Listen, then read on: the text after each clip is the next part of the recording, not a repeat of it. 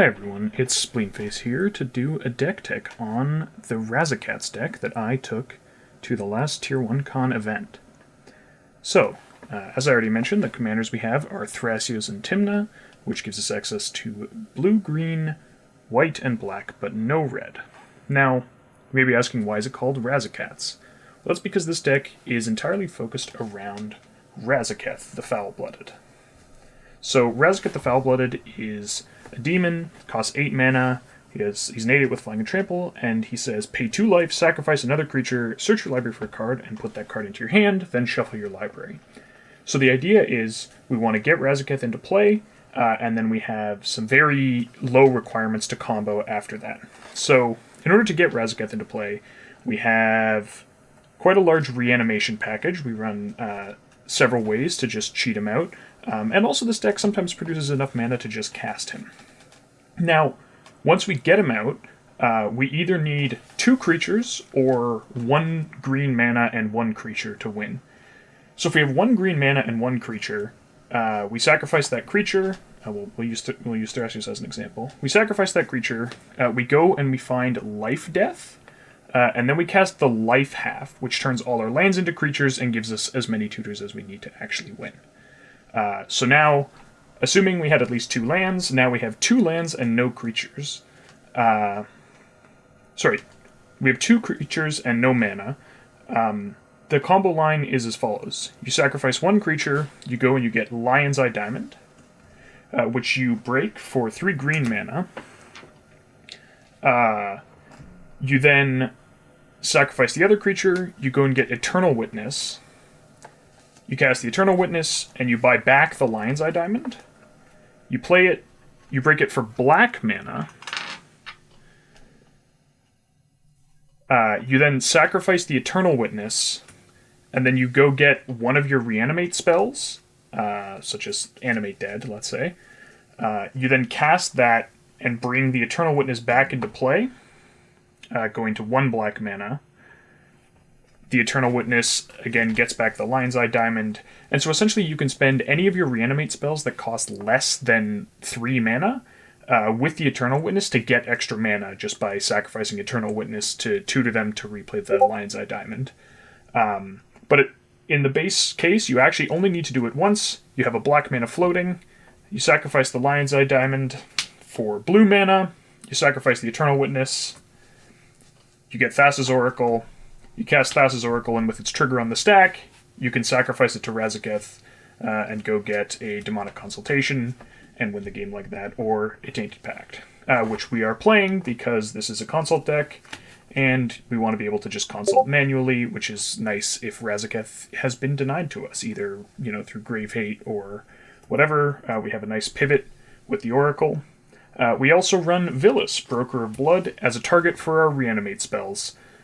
Particularly nice with Reanimate and the Death half of Life Death, because he draws you 8 cards immediately.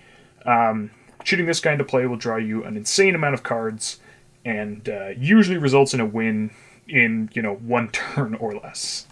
So that's sort of the basic win cons of the deck. And I'm just going to go through, what I think makes this deck special is that the win con package is very strong. It has the consult package, which gives you that pivot, and then it just leaves you a lot of room to build the deck how you want to build it. So I'm just going to go through sort of some of the things that I went for. I'll start with, we run a reasonably extensive Hate Bear package. So the first Hate Bear we run is Collector Oof. Now, you might think that's strange. I just described our combo requires me to cast and use a Lion's Eye Diamond. Why am I playing Collector Oof? Well, the thing is that with Collector Oof, it's a creature, so you can just sacrifice it to Razzaketh when you're trying to do those combos. And Collector Oof is the only card like that I'm running, but for example, in your meta, if you wanted to play something like an Aethersworn Canonist, or an Archon of Emeria, like the Rule of Law type effects, basically almost any hate piece that you can find on a creature that theoretically stops your combo, conceivably even something like a Hushbringer, you can play, and then essentially just sacrifice it to Razzaketh when you need it out of the way. Additionally, we run Opposition Agent and Aven Mind Sensor. because they're just very strong at shutting down opposing tutors. We have Drannith Magistrate, Gilded Drake, and then Notion Thief and Hull Breacher, which synergize nicely. We are playing a few wheels because they're nice to discard our reanimation pieces, and also you can use them on other people's wheels, or just as hate bears to stop people from drawing cards. Next up is sort of the acceleration package. Now, we run a lot of acceleration. We run Carpet of Flowers, but then we also have pretty much a full suite of dorks. I'm currently not on Boreal Druid. In terms of the 1-mana dorks, we don't play Boreal Druid because it only makes colorless. We don't play Avacyn's Pilgrim because it only makes white, and white's not terribly useful in this deck. I'm not on Elves of Deep Shadow, but that's been in and out of my list. Sometimes it's in over Arbor Elf, sometimes it's in over something else. It's definitely something you could play. And the reason we play so many of these dorks is because you want to have a density of them, because when you're playing a Razzaketh combo, you do need to have some creatures in play. So you want pretty much every opening hand to have at least one dork. We also run Bloom Tender as like a slightly bigger dork. And then we only, since we are on Collector Oof, we only run sort of the 4 best of the mana rocks, the repeatable mana positive ones. So Crypt Soul Ring, Chrome Mox, and Mox Diamond. This deck is definitely built with a pretty substantial mid-range plan going on, so there's a bunch of other tools we can be using. I mean, we already covered cards like Hull Breacher and Notion Thief. We have several draw engines in the form of things like Rhystic Study, Dark Confidant, Windfall, Mystic Remora, and Sylvan Library just to draw cards. Then we have some sort of mana advantage engines like Fabro Elder and Smothering Tithe. Fabro Elder is particularly great with Thrasios and Tymna, because if you have both Thrasios and Tymna in play, it's a 4/4 with Vigilance, so it clearly it can attack and draw a card with Tymna usually, and then you can hold it up, you can block with it, and you can tap it to activate Thrasios all by itself.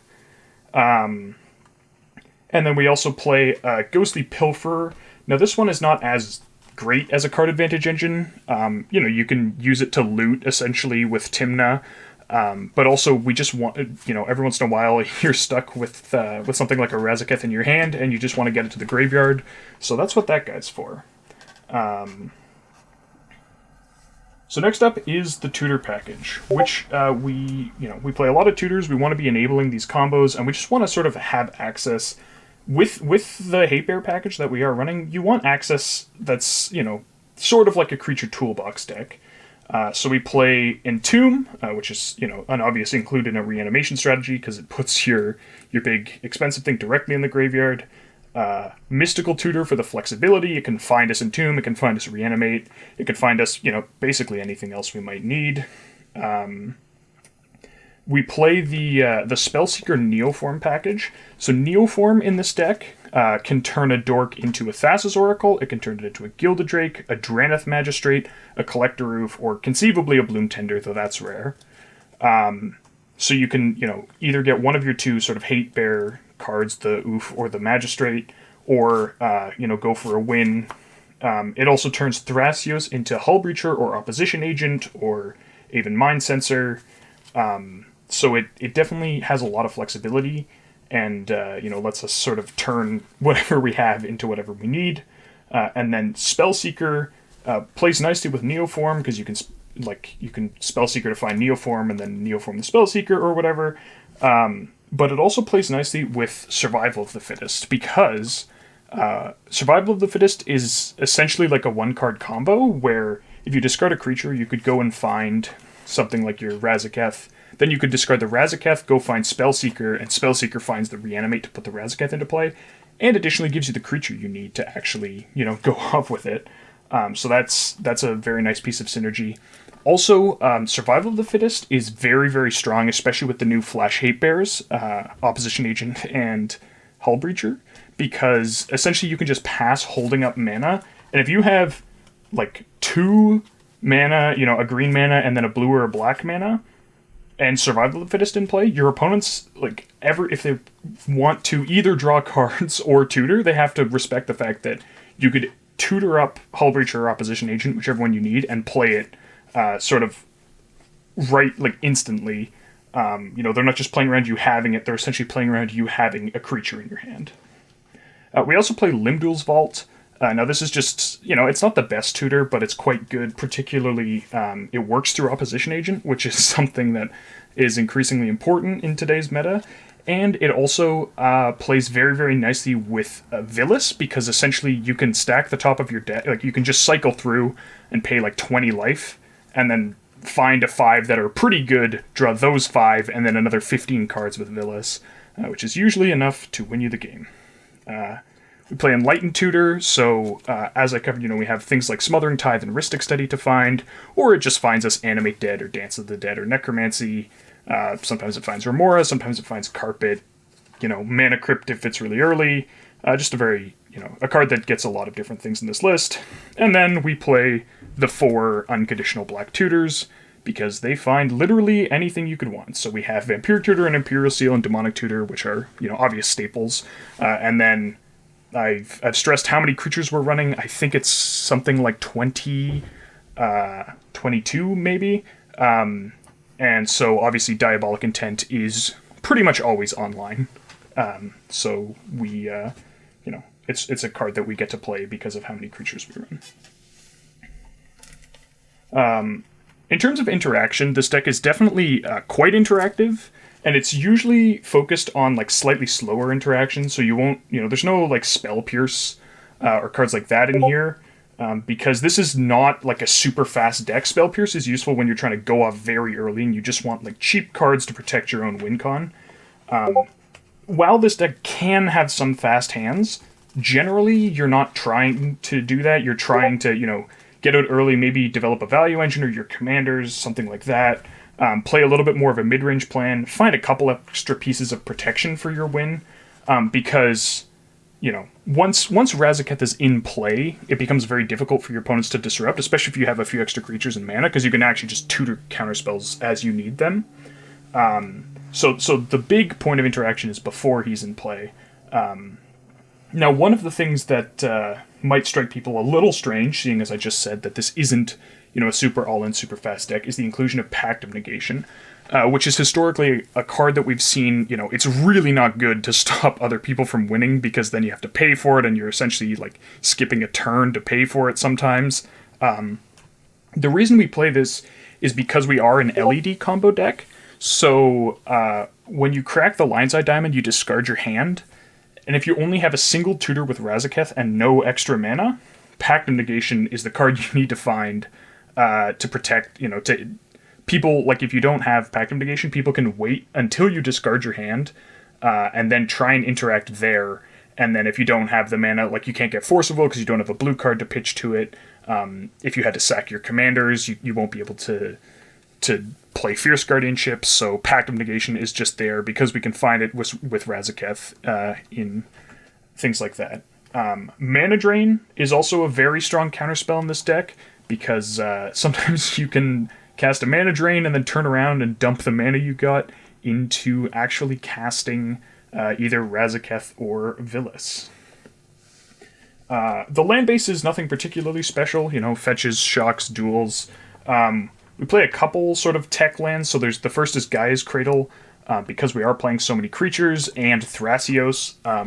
Gaia's Cradle is often just like, a Thrasios activation by itself, which if in any sort of stall quickly becomes overwhelming. If you can start activating Thrasios 2 or 3 times a turn, potentially getting a couple draws with Tymna, that's just, that can catapult you so far ahead.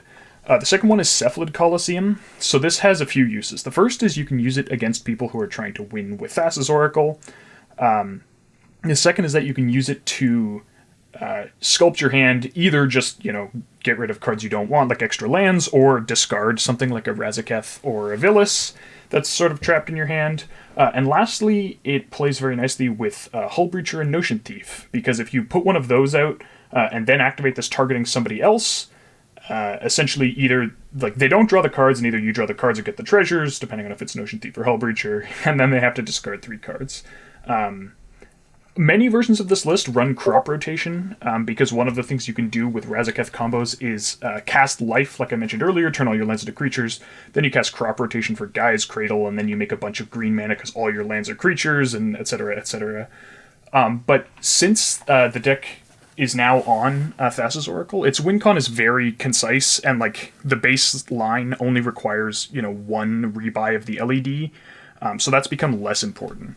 Because the deck historically was on a Leonin Relic Warder combo, which is where it also gets the Katz part of the name, but that was cut when Oracle was printed, because it's just it's more slot efficient, it has a better sort of pivot case, and it's actually like less mana and less life intensive with Razzaketh, all of which are very good for the deck.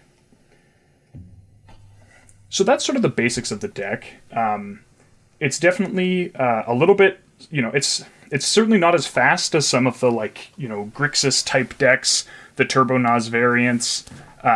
It's not a deck that's looking to win turn 2, but it's a deck that, it can occasionally, and it just has a lot of tools to extend the game and to take advantage of the game being extended, and it plays, just enough disruption to sort of get itself into a mid-game, and then the value engines to make sure it wins that mid-game. And it's an incredibly flexible deck. I'm playing things like Collector Oof and Aven Mind Sensor, but if you wanted to tech the deck to be faster, you could put in like a couple rituals or maybe an extra tutor, something like that, because the deck actually has like many slots for sort of configuring it to your meta. If you wanted to play, a different hate piece, as long as it doesn't shut down your own combo, you could try and fit that in. So yeah, it's definitely a deck that has a huge amount of flexibility in terms of what you can do with it. So I guess I'll get into sort of my perspective on the deck. One of the things you might see in other people's lists, and I'll make sure I'll link the list with the primer from the decklist database and also the Razzaketh Discord server if you're interested in sort of getting more information on the deck. Those are definitely great resources. I'll cover sort of the peculiarities of my list. So the first one is I don't play Auriok Salvagers, which is the card that combos with Lion's Eye Diamond. You can pay 1 and a white to buy back an artifact that costs 1 or less, and then you just do that with Lion's Eye Diamond infinitely and dump the men into Thrasios. I found the deck just didn't really need it, and additionally, because I am playing the Collector Oof, that's unlike with Razzaketh, that's not a combo that you can just get the Collector Oof out of play for free.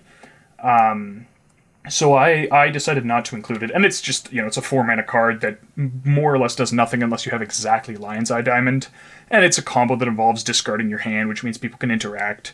So there were just a lot of reasons that I wasn't super interested in playing that combo, and while, this deck can run into problems if the Thassa's Oracle gets exiled and you don't have a backup, there are backups you can assemble.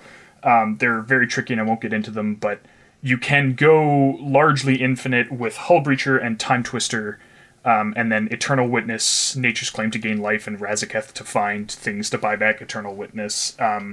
It's a little bit of a weird one, but there is, you're not just dead to Thassa's Oracle being exiled. And the other thing is that Thassa's Oracle doesn't tend to get exiled that much in this deck, because people who are casting cards like Praetor's Grasp, usually they want options. And this deck doesn't really have the ones that you're typically looking for, right? Like people who cast Praetor's Grasp, sometimes they want Thassa's Oracle, and we have that, but oftentimes they want things like Dockside or Underworld Breach or Ad Nauseam, none of which we play, so typically if you're sort of a Turbo-Naz deck and you're casting Praetor's Grasp, you're going to want to target, a deck that has more of the cards you're looking for, because, if you target this deck and then, the Oracle's in their hand or whatever, then, that was kind of like, you don't have a good backup target. You can't go, I'll just grab Breach or Dockside and set up for later. So it tends to not come up as an issue as much. Another change that people often make is instead of the Eternal Witness to buy back the Lion's Eye Diamond, they play Luris of the Dream Den, which sort of does the same thing. You can just cast the Lion's Eye Diamond.